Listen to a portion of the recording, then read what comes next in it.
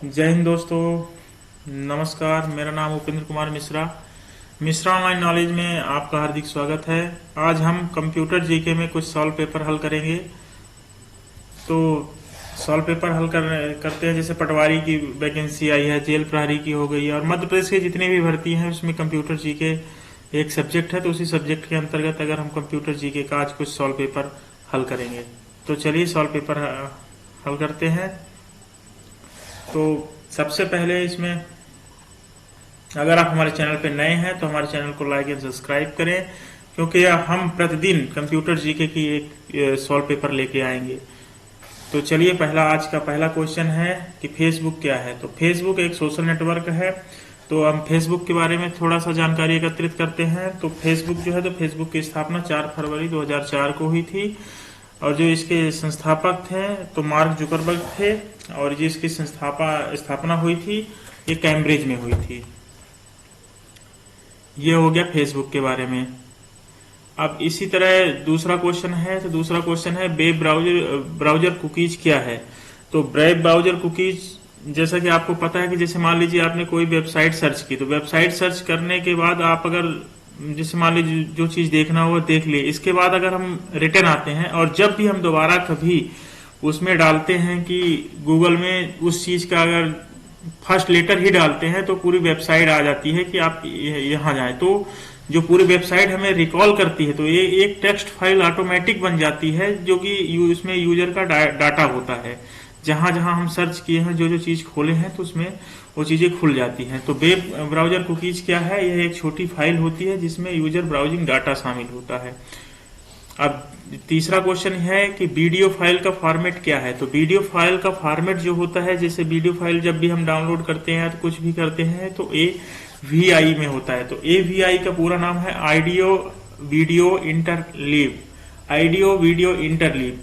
और JPG है तो ये इमेज का फॉर्मेट है। अगर आपसे यहाँ वीडियो फाइल की जगह इमेज फाइल का पूछता तो आप JPG सेलेक्ट करते। तो ये भी जो दो प्रकार में है, JPG है और JPEG है। तो एक जो है तो JPG है तो ज्वाइंट फोटोग्राफिक एक्सपर्ट हो गया, और PNG का है तो पोर्टेबल नेटवर्क ग्राफिक होता है इसका नाम, ये भी एक इमेज का ही है। और PDF जो है तो पोर्टेबल डॉक्यूमेंट फाइल होता है। तो इस तरह से इन चारों ऑप्शनों के बारे में हम जाने। अगर वीडियो फाइल की जगह अगर PDF आता है या तो फिर यहाँ PDF का फॉर्मेट ये है, और अगर मैं आपसे इमेज का पूछता तो इमेज का फॉर्मेट ये है। तो MS एक्सेल वर्कशीट, तो अगला क्वेश्चन है MS एक्सेल में वर्कशीट में सभी रो और कॉलम को सेलेक्ट करने के लिए कौन सी की होता है। तो सभी कॉलम को या रो को सेलेक्ट करने के लिए कंट्रोल अगर हम ये दबाते हैं तो सेलेक्ट ऑल हो जाता है। अगर हम किसी भी, चाहे इसमें MS एक्सेल दिया है, अगर MS वर्ड भी बोलता है तो MS वर्ड में भी अगर हम करते हैं कंट्रोल A करते हैं तो पूरा सेलेक्ट ऑल होता है। जैसे कंट्रोल B करते हैं तो कंट्रोल B करने का मतलब होता है बोल्ट हो जाता है। और कंट्रोल C से आपको भी पता है कि कॉपी हो जाता है। और कंट्रोल D से तो फिल का ऑप्शन आता है कंट्रोल D से। फिर अगला क्वेश्चन में हम चलते हैं। तो अगला क्वेश्चन है एक MS वर्ड डॉक्यूमेंट में टेक्स्ट या स्थितियों का नाम निरूपण कहलाता है। इसका मतलब यह assigning name to the test of the position in the MS Word document is called. तो बुकमार्क, तो बुकमार्क क्या होता है कि एक वर्ड ब्राउजर, वेब ब्राउजर होता है। जैसे मान लीजिए किसी भी साइट पे हमें जाने के लिए URL इसमें सर्च कर देते हैं, इसमें ऐड करते हैं। बुकमार्क में जाने के लिए हम जैसे इंसर्ट पे गए, तो इंसर्ट पे जाने पे देखिए, इंसर्ट पे यहाँ पे बुकमार्क ऑप्शन दिया हुआ है। तो इस बुकमार्क में ऑप्शन क्लिक करके जहाँ ऐड लिखा हुआ है, तो यहाँ पे हम कुछ भी URL टाइप कर देते हैं। और URL टाइप करने के बाद हम उसमें जो है, जैसे हम यहाँ गूगल टाइप कर देते हैं मान लीजिए, तो गूगल टाइप करने के बाद हम ऐड कर देते हैं। ऐड करने के बाद अगर हम दोबारा भी कभी सर्च करेंगे तो सीधा गूगल से हम कर सकते हैं। तो ये बुकमार्क का उपयोग होता है। फिर आउटलुक में नीचे दी गई इमेज में किस प्रकार के मेल पाए जाते हैं। तो जैसे आपने आउटलुक क्या होता है, आउटलुक माइक्रोसॉफ्ट में एक अकाउंट बनता है, उसमें हम आउटलुक, जैसे जीमेल में एक अकाउंट बनता है तो उसे जीमेल है, उसी प्रकार आउटलुक में भी माइक्रोसॉफ्ट द्वारा निर्मित है। इसमें एक अकाउंट बनता है तो आप वहां अकाउंट बना सकते हैं। अकाउंट बनाने के लिए जो ये सिंबल दिख रहा है तो आपके द्वारा भेजे गए मेल का ये सिंबल होता है, आप वहां अकाउंट बना के चेक कर सकते हैं। फिर वेबसाइट एड्रेस https://www.google.com में काम का अर्थ क्या होता है? तो काम का अर्थ होता है वाणिज्य, कमर्शियल।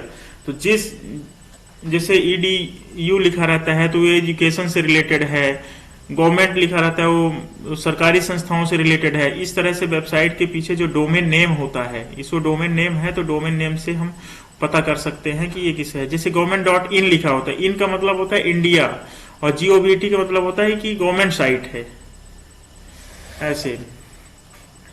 तो अब जैसे ये आ गया निम्नलिखित, अगला क्वेश्चन है निम्नलिखित में से कृपया सेंट्रल प्रोसेसिंग यूनिट का भाग है। तो सेंट्रल प्रोसेसिंग यूनिट का जो भाग है तो अर्थमेटिक एंड लॉजिक यूनिट होता है। अब स्कैनर जो है तो इनपुट डिवाइस है, कीबोर्ड भी इनपुट है, माउस इनपुट डिवाइस। तो MS वर्ड 2007 में कैरेक्टर्स के फॉर्मेट को कॉपी करने के लिए किस आइकन का उपयोग किया जाता है? ये एक बहुत ही बड़ा वो है।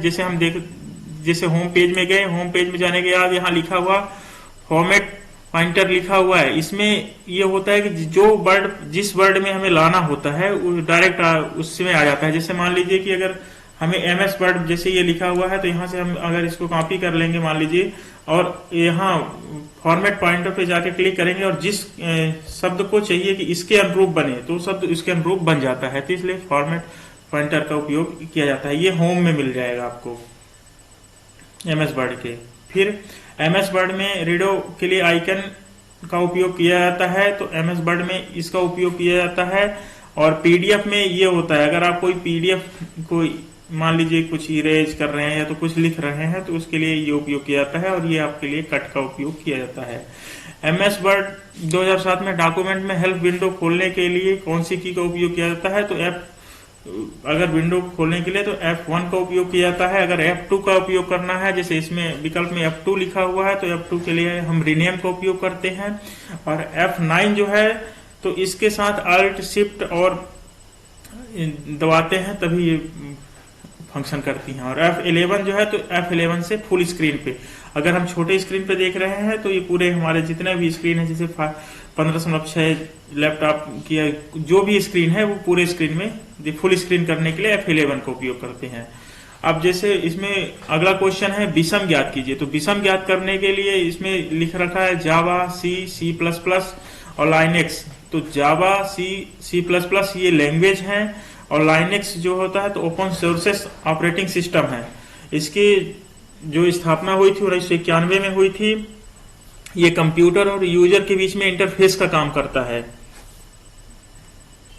अब अगला क्वेश्चन है MS वर्ड 2007 में मार्जिन पैराग्राफ के आरंभ के मध्य छूटा हुआ अंतराल क्या कहलाता है? तो इंडेंटेशन कहलाता है। तो कंप्यूटर माउस किस प्रकार का यंत्र या डिवाइस? अगला क्वेश्चन तो हमने आपको पहले भी बताया था, कंप्यूटर माउस जो है तो इनपुट डिवाइस है। फिर अगला क्वेश्चन है कि एक संसाधन और डेटा को साझा करने के लिए कई कंप्यूटरों से जुड़ा हुआ क्या कहलाता है? तो नेटवर्क कहलाता है।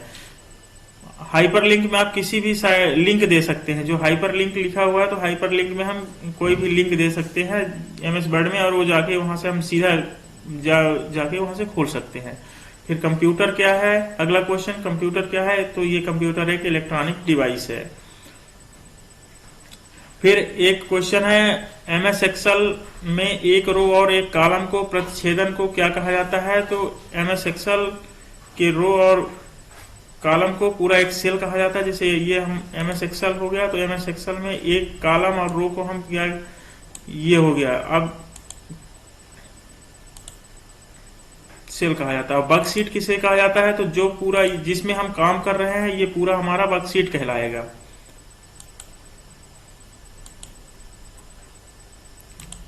तो जीबी का विस्तृत रूप क्या है? तो गीगाबाइट। तो यहाँ पे लिखा हुआ 1 बाइट बराबर, ये पूरा चार्ट डला हुआ 1 बाइट है तो 8 बिट हो गया। 1 किलोबाइट तो 1024 बाइट्स हो गया। 1 मेगाबाइट 1024 KB हो गया। 1 GB बराबर हो गया 1024 MB और 1 TB बराबर 1024 GB और 1 TB बराबर 1024 TB। अब अगला क्वेश्चन है एमएस एक्सेल 2007 में सेल के लंबे टेक्स्ट को अनेक लाइनों में विभाजित किया जा सकता है। आप ऐसा किस माध्यम से कर सकते हैं? तो इसके लिए हम गूगल में जैसे मान लीजिए कोई भी वर्ड टाइप है, जैसे मान लीजिए ये साइट से हम यहाँ से इसको कॉपी कर लिए और हम आपको इसका प्रैक्टिकल करके दिखाते हैं। जैसे ये कॉपी कर लिया और एमएस एक्सेल में हमने खोला, एमएस एक्सेल में कोई भी एक मैंने इसको यहाँ पेस्ट कर दिया। तो पेस्ट करने के बाद जैसे ये यहाँ पे आ गया। अब इसमें हम अगर ब्रीफ टेक्स्ट पर डाउनलोड करें तो ये एक ही उसमें आ गया। ये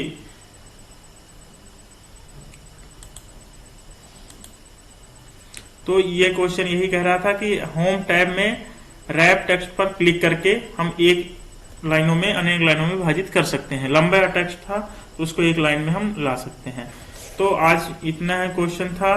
तो अगले कल हम फिर से मिलते हैं नेक्स्ट कंप्यूटर जीके के कुछ सॉल्व पेपर लेके। धन्यवाद।